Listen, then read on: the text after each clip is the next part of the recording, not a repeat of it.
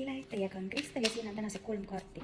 Valige oma kaardid, küsige oma küsimused, soovige oma soovid ja kuulake ära, mis kaartidel teile öelda on.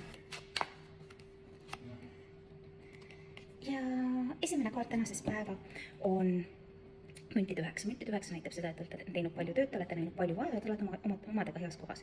Te ümbritsevad inimesed, kes teid ainult toetavad. Te naudite seda, teie pingutused hakkavad vilja kandma ning te võite endale ka lubada juba väikeseid luksusi. Nii, ja kaart number 2 tänasesse päeva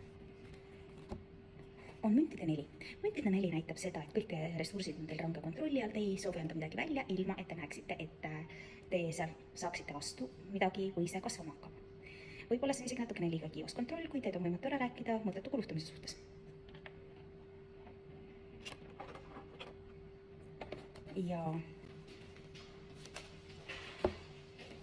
on sauade 2. Sauade 2 näitab seda, et te soovite laiendada oma horisonti, te soovite laiendada oma tegevust, te soovite kasvada selles, mida te teete. Soovite astuda sammu edasi. See, kus te olete seal juba edukas. Ning nüüd soovite te juba astuda sammu kaugemale. Kui me vaatame nende 3 kaardi sünergiat, siis see näitabki, te olete omadega väga heas kohas, te olete näinud palju vaeva, te olete jõudnud sinnamaani, kus teie professionalismis enam mitte keegi ei kahtle.